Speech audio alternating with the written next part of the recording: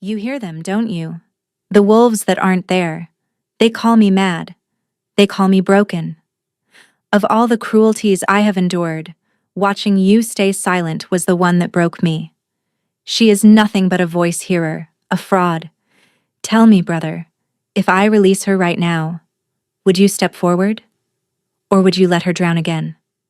I could not allow it. She had never shifted. Not once in 23 years. The prince abandoned her before the entire court. What no one expected was the Alpha King's wolf, the beast that answered to no one, stepping forward on its own and claiming her. His eyes turned gold, and a voice that was not his own spoke through clenched teeth. Mine. She belongs to me. The howling started before dawn, as it always did. Era pressed her fingertips to her temples, trying to quiet the chorus of voices that threaded through her skull like silver wire. They weren't words exactly, more like impressions, flashes of hunger, territory, warning, desire. The inner language of wolves speaking to each other across distances no human ear should reach. She had stopped telling people about it years ago. The first time she mentioned it as a child, her mother had wept. The second time, the village healer had prescribed herbs meant to calm the mad. By the third time, Era learned that silence was safer than truth. The courtyard of Ironvale Castle stretched before her in the gray morning light. Servants hurried past with baskets and buckets. Guards changed their posts. And somewhere beyond the eastern wall, the kennels stirred with the restless energy of wolves preparing to hunt. Era felt them all. Every wolf in the keep, every beast in the surrounding forest, their voices layering over one another like waves against stone. You're early again. She turned to find Master Aldrich watching her from the doorway of the healing hall, his weathered face creased with something between concern and curiosity. I couldn't sleep, she said, which was true enough. The voices? Era stiffened. Aldrich was one of the few who knew, one of the fewer still who didn't think her mad for it. He had taken her in as his apprentice 7 years ago when she was just 16, teaching her the arts of herbs and remedies, giving her purpose when the rest of the world offered only scorn. They're louder lately, she admitted. Restless. Something stirring in the northern packs. Aldrich studied her for a long moment. You should tell someone. Who would believe me? The answer came not from Aldrich, but from behind her. A voice smooth as poisoned honey. Certainly not anyone with sense. Era didn't need to turn to know who had spoken. She recognized that tone, the way she recognized the ache in her own chest, a wound that never quite healed no matter how many years passed. Lady Corinne descended the courtyard steps with 3 companions trailing behind her like shadows. Daughter of the High Chancellor, blessed with a wolf that had manifested at the unheard-of age of 14, Corinne carried herself as if the world existed solely to admire her. Still playing healer, Era? Corinne stopped a few paces away, close enough for her perfume to clash with the earthy scent of the morning. How noble! The mad girl who hears voices, grinding herbs for people who actually matter. The companions giggled, a sound like breaking glass. The wolves speak to me, Era said quietly, refusing to look away. Whether you believe it changes nothing. The wolves speak to her. Corinne pressed a hand to her chest in mock amazement. Did you hear that? Perhaps we should bow. Perhaps she's secretly a goddess trapped in the body of a wolfless nobody. More laughter. Era felt heat climb her neck but kept her expression still. Reactions were trophies. Tears were surrender. She had learned these lessons long ago. I have work to do, Era said, turning toward the healing hall. Oh, I'm sure you do. Corinne's voice followed her like a blade between the shoulders. But work won't warm your bed, dear. And it certainly won't make Prince Ronan see you as anything more than a passing curiosity. The words hit their mark. Era's step faltered, just for a moment, before she forced herself forward. Pity, really, Corinne called after her. All those years of trailing after him like a lost pup, and you can't even shift. Some wolves are just born defective, I suppose. Era pushed through the door of the healing hall and let it close behind her, blocking out the laughter that followed. Her hands were shaking. She pressed them flat against the wooden work table, breathing slowly, counting heartbeats until the trembling stopped. Aldrich appeared beside her but said nothing. He simply placed a bundle of dried feverfew before her, a task, a distraction, a kindness wrapped in silence. Ira reached for the herbs and began to work. She did not see the figure standing at the highest window of the eastern tower, still as stone, watching the courtyard below. She did not feel the weight of storm-colored eyes tracking her every movement. But somewhere deep in her chest, in that place where the wolf voices gathered and swirled, she felt something else. A presence, vast and patient, turning its attention toward her like a storm deciding where to land. Era had been 11 years old the first time she saw Ronan. She remembered it with painful clarity. The summer festival, the square packed with people, the princes parading through on horses draped in silver and black. Ronan had been 15 then, sun-touched hair gleaming as he laughed and waved to the crowd as if every smile he gave was a gift. Era had been standing near the fountain, invisible among the commoners, when his horse stopped barely 10 feet from her. A flower girl had stumbled into the street, and Ronan dismounted without hesitation, helping the child to her feet with a gentleness that seemed impossible for someone of his station. Their eyes met as he climbed back onto his horse. Just a moment, barely a breath, but Era felt the world tilt beneath her. "Pretty, isn't he?" her mother had said, squeezing her shoulder. "Don't stare too long, little one. Princes aren't for girls like us." But Ira had stared, and she had never stopped.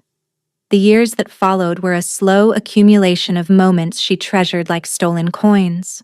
When she came to Ironvale Castle at 16 to apprentice under Aldrich, Ronan began appearing in unexpected places: the gardens when she gathered herbs, the corridors when she carried supplies, the training yards when she took shortcuts to the kitchens. He spoke to her. Not often, not with promises, but with an attention that felt deliberate. He asked her name. He asked about her work. He asked once why she always looked so sad. "I hear things others don't," she had told him, testing the waters. "Then perhaps you hear things others should," he replied with that easy smile. "The world needs more listeners." It wasn't a declaration, it wasn't a vow, but Era had gathered those words with both hands and held them close, convincing herself they meant more than perhaps they did. Ronan had other women. She knew this. The court whispered about his conquests, his dalliances, and his string of beauties who warmed his bed and vanished with the seasons. But he always returned to her, to quiet conversations in shadowed alcoves, to glances across crowded halls, to moments that felt private even when surrounded by hundreds.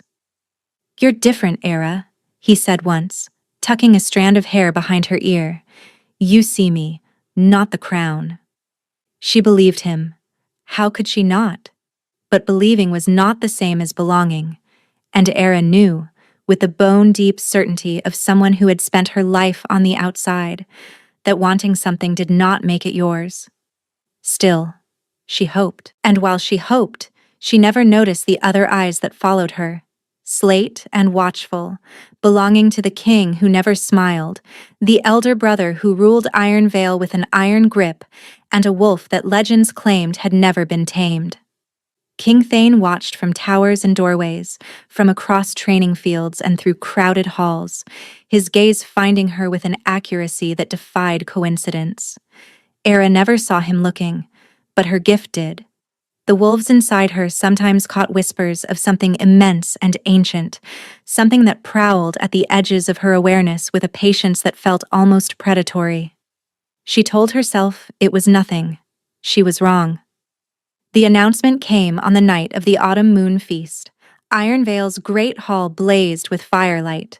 Banners of black and silver hung from the rafters, and the scent of roasted meat and spiced wine filled the air. Nobles danced in swirls of silk and velvet, while servants wove between them carrying trays of delicacies. Ira stood near the back, half hidden behind a pillar, wearing the only decent dress she owned, a deep green gown Aldrich had gifted her last winter. She felt out of place among the glittering crowd, a sparrow among peacocks. But Ronan had asked her to come. "Stay where I can see you," he'd whispered that afternoon, his breath warm against her ear. "Tonight will change everything." She didn't know what that meant, but hope, that stubborn creature, had awakened in her chest and refused to quiet. The music faded as Prince Ronan stepped onto the raised platform at the hall's center. His wheat-colored hair caught the firelight, and his smile radiated the easy confidence of someone who had never doubted his place in the world. "Friends, nobles, honored guests," his voice carried across the sudden silence. "The bonding moon approaches. In 3 weeks' time, we gather for the sacred rite, where wolves claim their destined mates." Murmurs rippled through the crowd. The bonding ceremony was ancient tradition, a night when wolves chose their partners through instinct and ritual. To be claimed was honor, to be passed over was disgrace. Ronan raised his hand and the hall fell silent again. "I stand before you tonight to make my intention known." His eyes swept the crowd, and Ira's pulse quickened when they found her. "At the coming ceremony, I will claim Era of the Healing Hall as my mate." The silence shattered into chaos. Whispers exploded through the hall, shocked, scandalized, disbelieving. Ira felt the blood drain from her face as every eye turned toward her hiding place behind the pillar. The healer's apprentice? But she doesn't have a wolf. Has the prince gone mad? Era couldn't move, couldn't breathe. The world had narrowed to Ronan's smile across the crowded hall, triumphant and certain, as if he had given her the greatest gift imaginable. And perhaps he had. After 12 years of hoping, of gathering crumbs and telling herself they might become something whole, he had finally chosen her, publicly, irrevocably. Tears burned behind her eyes, joy and terror braided together until she couldn't tell them apart. Then her gift stirred. Through the chaos of voices, through the roaring in her own ears, Era caught something else, a presence at the edge of the hall, vast and still, watching with an intensity that made her skin prickle. Her eyes found the throne on the elevated dais. King Thane sat motionless, his face an impenetrable mask, but his eyes, those iron-gray eyes that seemed to absorb light rather than reflect it, were fixed directly on her. And in their depths, Era saw something that made her breath catch. Not anger, not surprise, concern. As if he knew something she didn't. As if he could see a storm gathering on the horizon that she was too blinded by hope to notice. The moment passed. Thane looked away, his expression settling back into its usual unreadable stillness. But Era could not shake the chill that ran down her spine, nor the whisper from deep within her gift, a wolf's voice, ancient and vast, murmuring a single word she didn't understand. Soon. Lady Lysandra Voss came to Ironvale 3 days after the feast. Era saw the procession from the healing hall window, 6 black carriages trimmed in gold, a retinue of servants in matching livery, and at the center of it all, a woman who stepped onto the cobblestones as if she were arriving to claim a throne already promised to her. Lysandra was the kind of beautiful that felt engineered. Raven hair cascaded over shoulders left bare by a crimson gown that clung to every curve. Her eyes, a pale amber that caught the light like a predator's, swept across the courtyard with cold efficiency. When those eyes found Era watching from the window, something in them sharpened. Recognition, assessment, dismissal, all in the span of a single breath. "Who is she?" Era asked, though part of her already knew the answer would bring nothing good. Aldrich appeared at her shoulder, his expression troubled. "Lady Lysandra Voss, daughter of the Western Province's High Lord. They say she came seeking the king's hand." He paused, something dark flickering in his eyes. "But I suspect her ambitions are more flexible than that." Ira watched as Lysandra was greeted by the castle steward, as servants rushed to unload trunk after trunk of belongings, as the woman glided toward the main entrance with the posture of someone who had already won a war no one else knew was being fought. That evening, Lysandra sat beside Ronan at dinner, Ira, relegated to a lower table by unspoken rules of rank she had never been allowed to forget, watched the scene unfold with growing unease. Lysandra laughed at Ronan's jokes, her hand finding his arm with practiced ease. She leaned close to whisper things that made the prince's smile widen in ways Ira recognized too well. She works fast. The voice came from beside her, a servant girl with mousy brown hair and sharp, watchful eyes. Era had seen her around the kitchens but never learned her name. "I'm Ren," the girl said, as if reading her thoughts. "And you're the healer's apprentice the prince announced for. The one everyone's talking about. Is that supposed to make me feel better?" "No." Ren's gaze remained fixed on the high table, where Lysandra now rested her fingers over Ronan's hand in a gesture of unmistakable intimacy. "That woman has toppled 3 betrothals in the Western Province.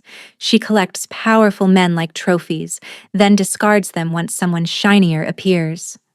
Ira's stomach twisted. "Ronan isn't like that. He chose me publicly. He chose you with words."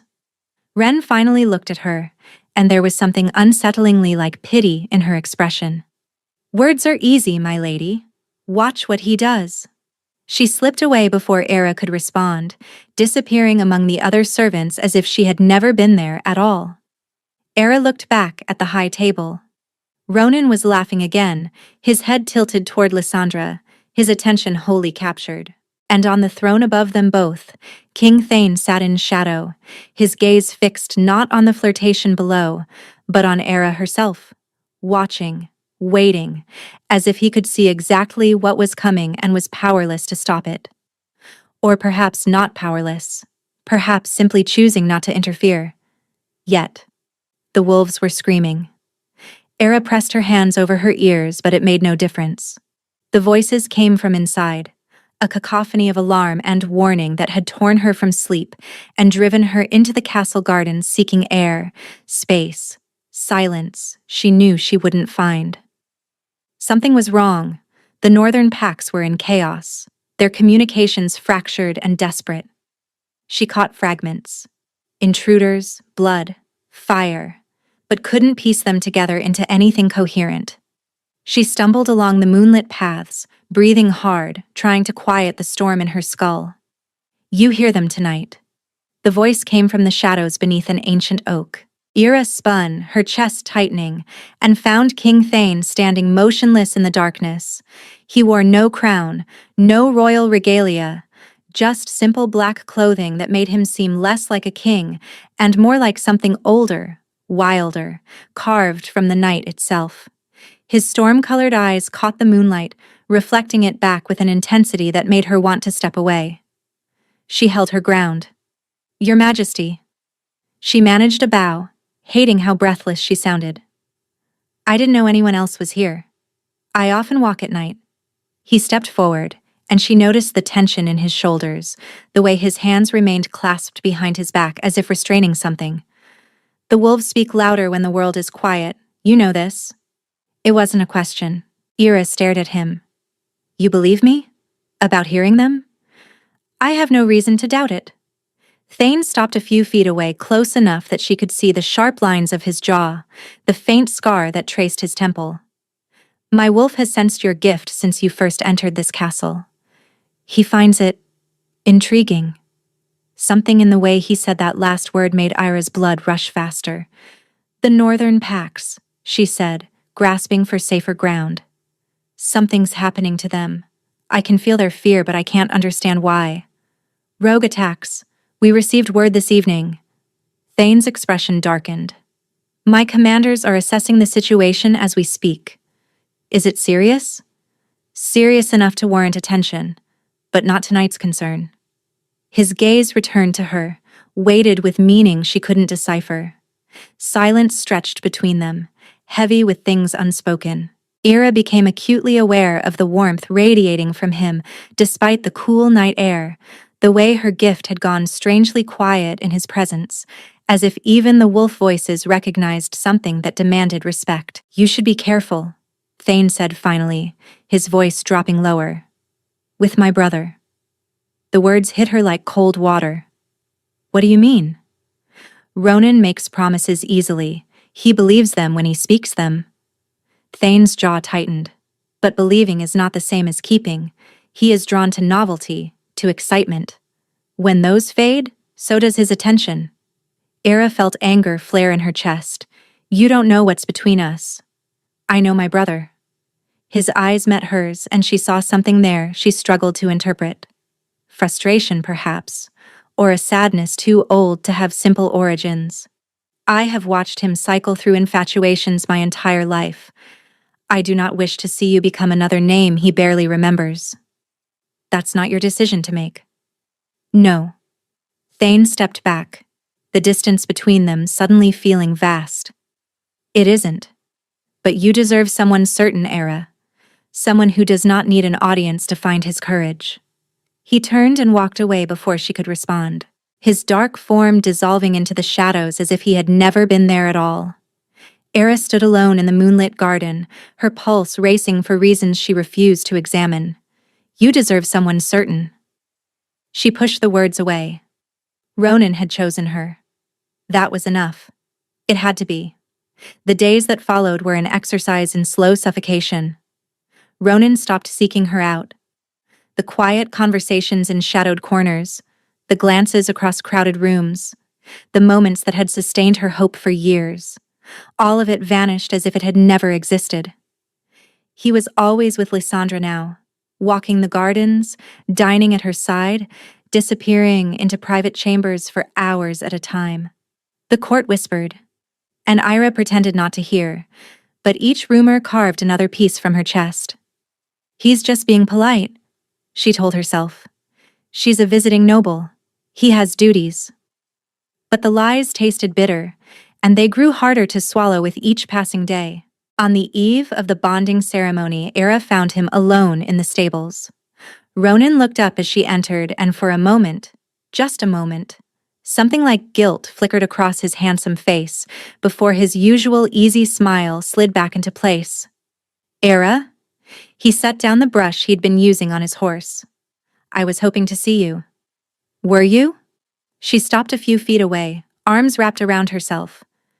You've been difficult to find lately. Things have been complicated. He ran a hand through his hair, a gesture she once found charming but now recognized as deflection. Lysandra's visit has required more attention than I expected. Politics, alliances, you understand. Do I? Ronan's smile faltered. Era. Tomorrow is the ceremony. She forced the words out past the tightness in her throat. Are you still going to claim me? The silence lasted a heartbeat too long. Of course. Ronan stepped toward her, taking her hands in his. His grip was warm, familiar, and somehow entirely unconvincing. I gave you my word, didn't I? In front of everyone. Words are easy, Era whispered, echoing Ren without meaning to. Trust me. He squeezed her hands, his blue eyes earnest. Everything will be fine.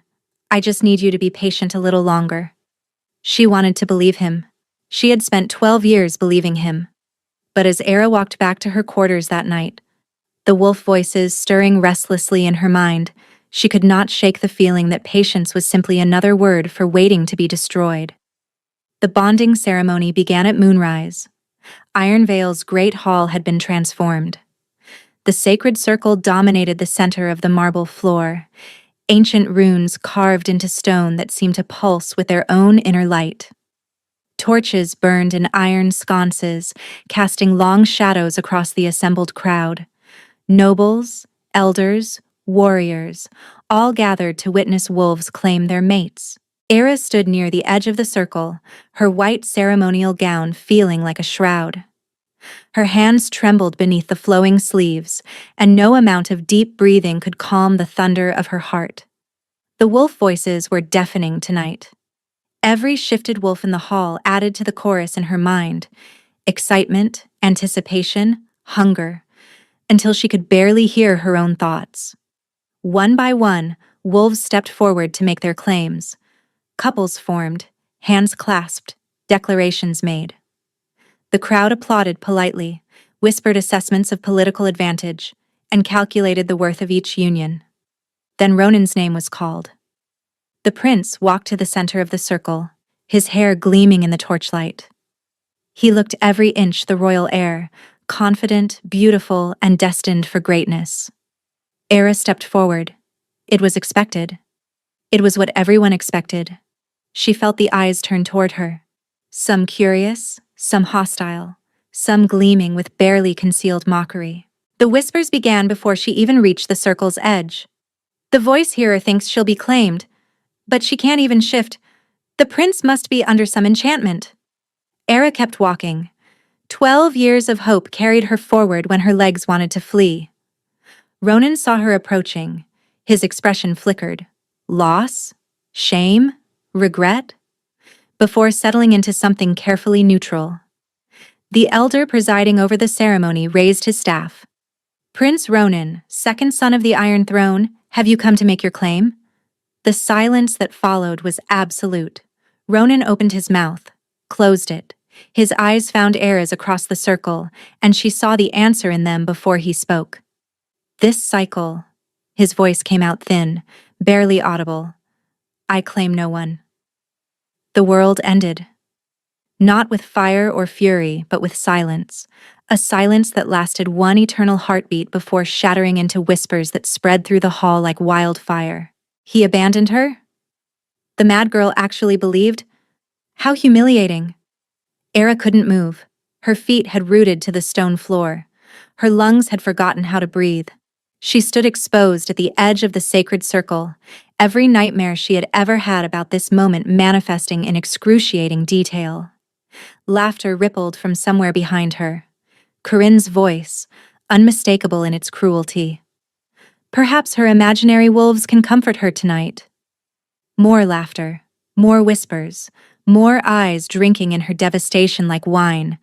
Era wanted to run, wanted to disappear, wanted the earth to open and swallow her whole, but her body refused to obey. She simply stood there, frozen, while the world collapsed around her. And then something changed. Era felt it before she saw it. A shift in the wolf voices, a sudden hush that rippled through her gift like a stone dropped into still water.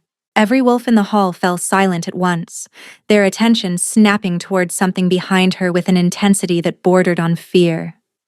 She turned. King Thane had risen from his throne. He descended the dais steps slowly, deliberately, each footfall echoing in the sudden silence. His face was unreadable, utterly controlled, but his eyes were changing. The gray she had grown accustomed to was bleeding away, replaced by something molten and golden, something that did not belong to a man. His movements grew more fluid, more predatory, as if something else was rising to the surface, taking control of limbs that had always belonged to it. The crowd parted before him like waves before a ship's prow. Nobles stumbled backward. Elders gripped their staffs with white-knuckled hands. Even Ronan retreated, his face draining of color as his brother passed him without a glance. Thane stopped at the edge of the sacred circle directly in front of Era. She could feel it now. The presence she had sensed at the edges of her gift for years. Vast and ancient and utterly untamed. It wasn't Thane looking at her through those golden eyes. It was his wolf. The beast that legends claimed had never submitted to anyone, not even its own human half. When he spoke, the voice was Thane's, but also not. Deeper, rougher, layered with something that made every wolf in the hall lower their heads in instinctive submission. Mine. The word resonated through the chamber like a thunderclap. She belongs to me.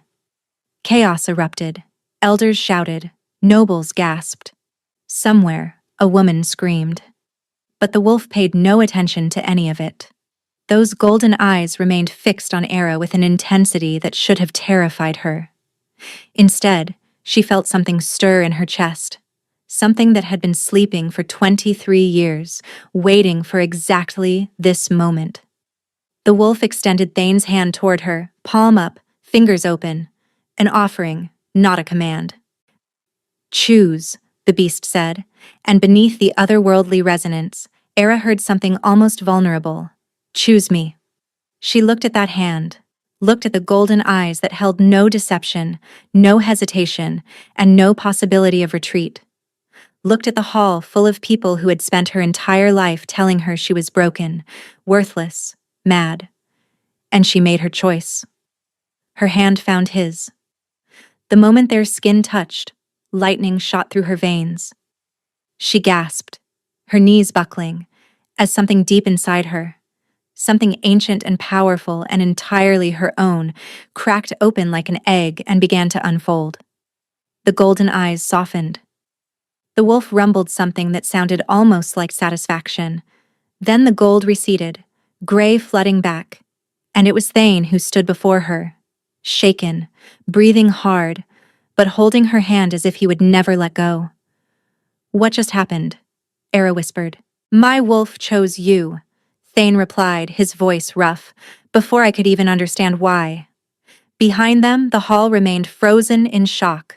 The mad girl who heard wolves had just been claimed by the Alpha King's beast itself. Nothing would ever be the same. The council assembled before dawn. Era sat in chambers she didn't recognize, wrapped in a robe she didn't own, trying to process a night that refused to make sense.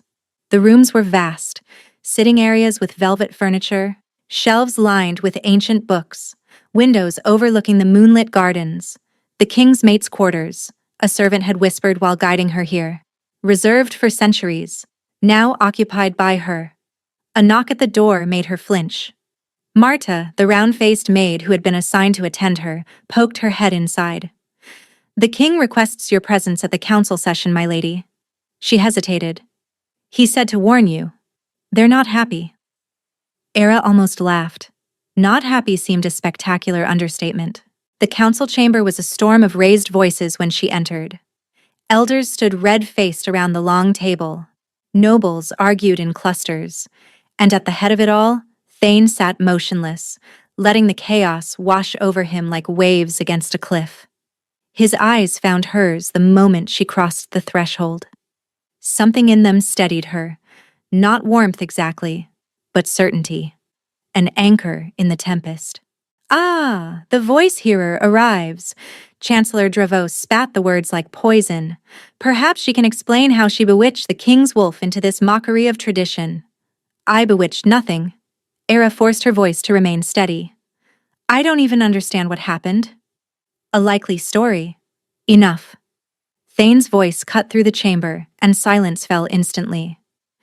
"Era is here as my guest, not as a defendant. Anyone who treats her otherwise insults me directly." Dravos paled but didn't back down. "Your Majesty, with all due respect, the woman cannot shift. She has no wolf. The sacred laws state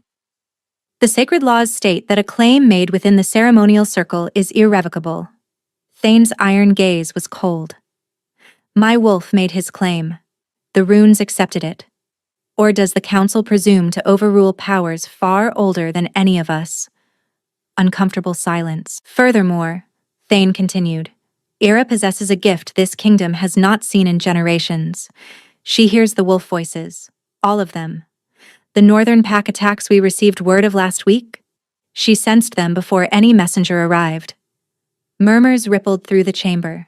Era saw expressions shifting from hostility to uncertainty to reluctant interest. "The voice-hearer gift is myth," Elder Corwin protested weakly. "Then perhaps it's time to update your understanding of myth." Thane rose from his seat, and his presence seemed to fill the entire room. "Era is under my protection. She will receive every privilege her position demands. Anyone who questions this questions my authority as king." One by one, the council members lowered their eyes, but not everyone accepted defeat gracefully. "How touching!" Lysandra's voice sliced through the tension like a blade. She stood near the chamber's entrance, crimson gown pristine, amber eyes glittering with barely contained fury. "The king defends his broken little prize. Tell me, your majesty, does she warm your bed as well as she hears imaginary voices?" The temperature in the room plummeted. Thane turned toward Lysandra with the slow, deliberate movement of a predator selecting its next meal. When he spoke, his voice was soft, and infinitely more terrifying for it. "Lady Lysandra, You came to this castle as a guest. Guests observe certain courtesies. He took a step toward her, and she actually flinched. Any disrespect toward my chosen mate is a direct challenge to the throne. Is that a challenge you wish to make? Lysandra's composure cracked. Her eyes darted around the chamber, finding no allies, no support. You may leave Ironvale by midday. Your belongings will be sent after you. The dismissal was absolute. Lysandra opened her mouth, closed it, and fled the chamber without another word. Ira barely had time to process this victory before the doors burst open again. Ronan stood in the entrance, his handsome face ravaged by sleeplessness, his eyes wild with something that looked like desperation. "Brother," his voice cracked, "we need to talk. Alone." Thane studied him for a long moment. Then he turned to Era, and his expression softened almost imperceptibly. "Wait for me in the gardens, this won't take long." The brothers walked in silence until they reached the Queen's private rose garden, a walled sanctuary their mother had planted decades ago, now overgrown and wild, forgotten by everyone except those who remembered her. Ronan spun to face Thane the moment they were alone. "You had no right." "I had every right." Thane's voice remained calm. "My wolf recognized her. I could no more stop him than I could stop my own heartbeat. She was mine." Ronan's hands clenched into fists. "I announced her before the entire court. And then you abandoned her before the entire court." Thane stepped closer, and Ronan instinctively retreated. "You left her standing there, exposed, humiliated, while you lacked the courage to either claim her or release her honestly. I needed more time." "For what? To decide whether Lysandra's political connections outweighed years of Era's devotion?" Thane shook his head, something old and tired flickering in his eyes. "You never wanted Era, Ronan. You wanted the way she looked at you. There's a difference." Ronan's face contorted. Before Thane could react, his brother lunged at him, fist swinging toward his jaw. Thane caught the blow effortlessly. He twisted, pinning Ronan's arm behind his back, forcing him to his knees among the wild roses. "Let go." "Not until you hear me." Thane's voice was iron. "Tell me, brother, if I withdrew the claim right now, would you step forward and take her?" Ronan struggled against the hold. "Would you claim her?" Thane pressed harder. "Or is your pride simply wounded because someone else recognized what you were too blind to see?" The silence that followed was answer enough. Thane released him. Ronan collapsed forward, breathing hard, not meeting his brother's eyes. "That's what I thought." Thane turned and walked away. "Stay away from her, Ronan. My wolf will not be as gentle if there's a next time." Night had fallen by the time Thane came to her chambers. Era had spent the hours pacing, sitting, and pacing again, her mind a tempest of questions without answers. When the knock came, her blood rushed to her cheeks before she could control it. He entered without ceremony, still wearing the same clothes from the council session, exhaustion carved into the lines of his face. For a moment, neither of them spoke. "How did it go?" Era finally asked. "With Ronan?" Something flickered in Thane's expression, there and gone before she could name it. "It went as it needed to." "Is he all right?" The question hung between them. Thane walked to the window, bracing his hands against the frame, his back to her. "You're worried about him." It wasn't a question. His voice carried a weight she didn't understand. "He's your brother. I don't want to be the cause of—" "You're not the cause of anything." Thane turned, and she saw something raw in his eyes, something he usually kept buried beneath layers of royal composure. Ronan made his choices.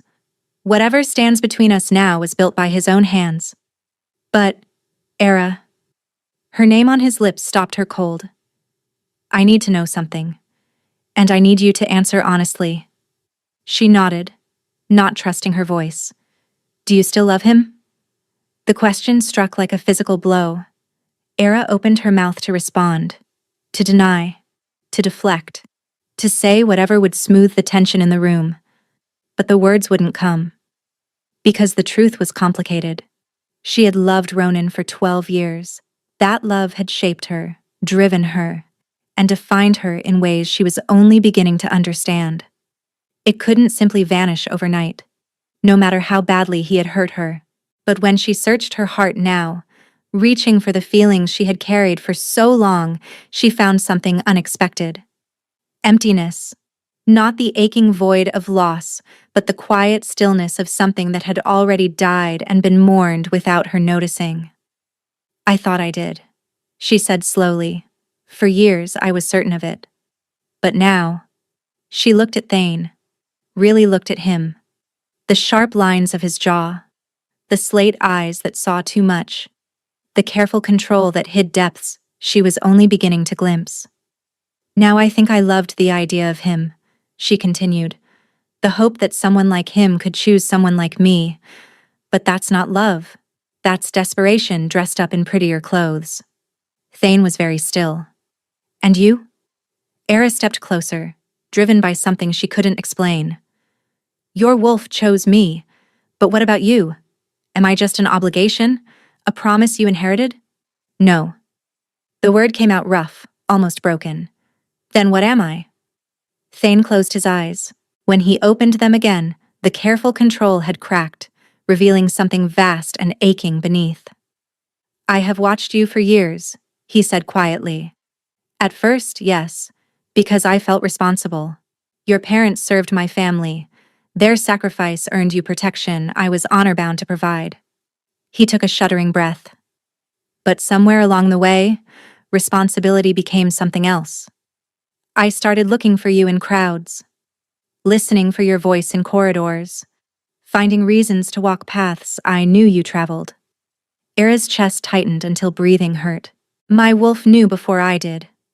A ghost of a smile crossed his face. He tried to tell me. I refused to listen. You were Ronin's, or so I believed. And I would never take what belonged to my brother. I was never his. I know that now. Thane's gaze held hers, burning with an intensity that made her blood sing. But knowing doesn't erase years of denial. I trained myself not to want you, Era. And then I watched you walk toward that circle, watched Ronin prepare to destroy you. And every chain I had wrapped around my wolf's heart shattered at once. The distance between them had shrunk to inches. Era could feel the heat radiating from him, smell pine and iron and something wilder underneath. He would have let you fall, Thane whispered. I couldn't. I would have burned the entire kingdom before I let that happen. Era made her choice. She reached up, cupping his face in her hands, and kissed him. For a heartbeat, he didn't respond. Frozen, perhaps uncertain this was real. Then his arms wrapped around her, pulling her against him with a fierceness that stole her breath. He kissed her back like a man drowning, like she was air and salvation, and everything he had denied himself for far too long. When they finally broke apart, both gasping, Era felt tears on her cheeks without knowing when they had fallen. I don't know what this is, she confessed. Everything is happening so fast. Then we go slow. Thane pressed his forehead to hers, his breathing ragged. Whatever this becomes, it will be your choice. Not duty, not tradition, not my wolf's instincts. His hands cradled her face with impossible gentleness. Just you and me, choosing each other. Every day. For as long as you'll have me. Era smiled through her tears. That sounds like a good place to start. The weeks that followed were unlike anything Era had ever known. She moved through her new life like a dreamer afraid of waking. The luxurious chambers, the servants who bowed when she passed, the seat at Thane's side during every meal and council session. None of it felt real. But Thane felt real. He courted her with a patience that undid her defenses one by one. Small gifts appeared in her chambers, rare herbs for her healing work, books on wolf history she had mentioned wanting to read, a cloak lined with fur so soft it felt like clouds against her skin. He walked with her through the gardens, listening as she described the wolf voices she heard, asking questions that proved he genuinely wanted to understand. And slowly, carefully, they learned each other. The first time he kissed her goodnight and walked away without asking for more, Era cried. Not from sadness, but from the overwhelming realization that she had never known what it felt like to be cherished. Ronan kept his distance. She saw him sometimes across crowded halls, his eyes finding hers with something that might have been regret. But he never approached, and she never sought him out. That chapter of her life had closed, and she had no desire to reopen it. But something else was changing, something she couldn't ignore. Her gift was growing stronger. The wolf voices that had been a constant background hum now came through with crystalline clarity. She could distinguish individual wolves across vast distances. She could feel their emotions, their needs, their warnings. And sometimes, late at night, she sensed something else stirring at the edges of her awareness. Something that felt like it was waking up. It happened 3 weeks after the ceremony. Era woke in the darkest hour of the night, her body burning with a heat that seemed to rise from her very bones. She threw off the blankets, gasping, as something inside her twisted and stretched and demanded release. The wolf voices had gone silent. For the first time in her life, her mind was completely, terrifyingly quiet. No, not quiet. Waiting. The door burst open. Thane stood in the entrance, barefoot, his shirt hastily thrown on, his storm-gray eyes wild with something between fear and wonder. "You feel it," Era gasped. "How?" "My wolf." Thane crossed to her in 3 strides. "He's been restless for days. Tonight he woke me from sleep, howling inside my skull." His hands found her shoulders, steadying her as another wave of heat crashed through her body. "Era, I think your wolf is waking." "I don't have a wolf." The words came out as a sob. "Everyone said, 23 years, it's impossible. Nothing about you has ever been impossible." Thane's voice was fierce. "Your gift, your strength, the way my wolf recognized you before either of us understood, you were never broken, Era. You were waiting." Another wave hit, stronger than before. Era cried out, her knees buckling, and Thane caught her, lowering them both to the floor. "It hurts." I know. He held her against his chest, one hand stroking her hair, the other pressed flat against her spine. "Don't fight it. Let her come." "Her? Your wolf. She's been sleeping inside you all this time, waiting for the right moment." His lips brushed her temple. "Waiting for you to be ready." The pain crescendoed, and Era screamed as her bones began to shift. She had heard wolves describe their first transformation, the agony of reshaping, the terror of losing human form. But nothing had prepared her for this. It felt like dying and being reborn simultaneously, every cell in her body rewriting itself into something new. Through the haze of transformation, she heard Thane's voice, unwavering and calm, anchoring her to reality. "You're doing so well. So well. She's beautiful, Era. Gods, she's beautiful." And then, suddenly the pain stopped. Era opened her eyes and found the world transformed. Colors were sharper, sounds clearer, scents layered with information she had never known existed. She looked down and saw paws where hands should be. Silver fur, pure as moonlight, claws that gleamed like polished steel. She had shifted. After 23 years of being called broken, worthless, defective, she had a wolf. A sob worked its way up her throat, emerging as a high, keening howl that echoed through the chamber. And from deep inside her mind, a voice answered. Not the distant wolves she had heard all her life, but something closer, warmer, utterly her own. Finally, her wolf whispered, "I have waited so long to meet you." Thane knelt before her, his eyes shining with unshed tears. He reached out slowly, giving her time to retreat, and rested his hand against her silver cheek. "I knew it," he breathed.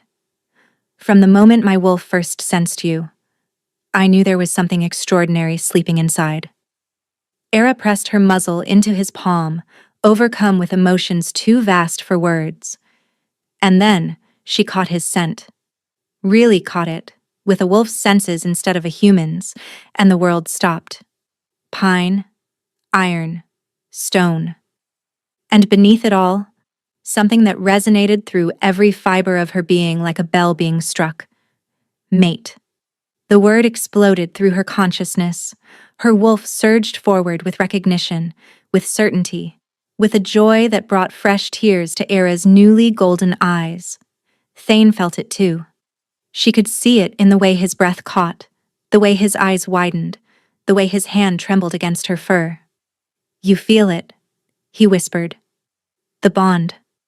She shifted back without meaning to, the transformation smoother this time, and found herself human again, naked and shaking and crying in his arms. "We're mates," she gasped. "Real mates. That's why your wolf chose me." He knew. Thane kissed her before she could finish, pouring years of longing into the contact. And when they came together that night, truly together for the first time, Era felt the bond complete itself. A golden thread connecting her soul to his. Unbreakable, eternal, exactly as it was always meant to be. Morning came wrapped in tangled sheets and whispered confessions.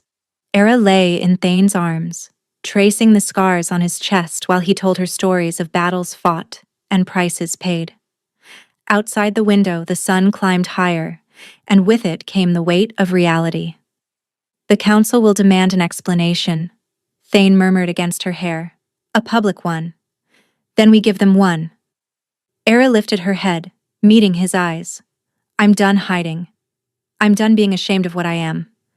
His smile made her heart ache. "That's my queen." The great hall was packed by midday. Word had spread through the castle like wildfire. The voice hearer had shifted. The mad girl had a wolf. The impossible had happened. Ira walked through the crowd with Thane at her side, her chin held high, wearing a gown of silver and black that proclaimed her allegiance for all to see. She felt the weight of every stare, heard the whispers that followed in her wake. But she also felt her wolf, awake and alert, lending her courage she had never possessed alone. The throne dais had been arranged for a formal presentation. The council sat in attendance, their expressions ranging from skeptical to grudgingly curious. And in the front row, Elder Seraphina, the oldest wolf in the kingdom, keeper of histories and prophecies, watched with eyes that seemed to see straight through to Era's soul. "The council has demanded proof," Chancellor Dravos announced, his voice dripping with barely concealed contempt. "Proof that the king's claimed mate possesses a true wolf and is not merely—" "Merely what?" Thane's voice cut like a blade. "Choose your next words carefully, Chancellor." Dravos swallowed whatever insult he had been preparing. "Merely mistaken about her nature." "Then she will provide your proof." Thane turned to Era, and his expression softened. "Whenever you're ready." Era stepped forward into the open space before the thrones. She could feel hundreds of eyes boring into her, could hear the rapid heartbeats of wolves who still doubted, still judged, and still waited for her to fail. She closed her eyes and called her wolf. The transformation flowed through her like water, no pain this time, only the joy of becoming whole. She heard gasps from the crowd, felt the shift in energy as her human form gave way to silver fur and golden eyes. When she opened those eyes, the hall had gone absolutely silent. She was larger than she had realized, nearly as big as Thane's legendary black wolf, which should have been impossible for a newly awakened female. Her fur shimmered like moonlight given form, and when she lifted her head and howled, the sound carried harmonics that made every wolf in the hall instinctively bow their heads. "Ancient blood." Elder Seraphina's voice trembled as she rose from her seat. "By the old gods and the new, she carries the blood of the first pack." The murmurs that followed were not hostile. They were awed. "The first pack?" Dravos sputtered. "That's myth. Legend. Look at her." Seraphina gestured toward Era's wolf form with a shaking hand.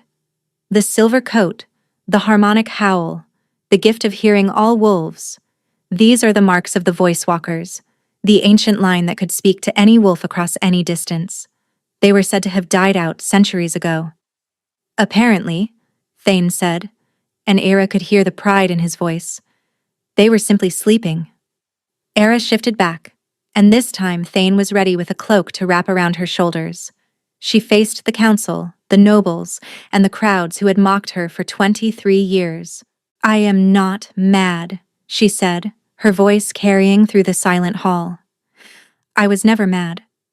I heard the wolves because that is my gift.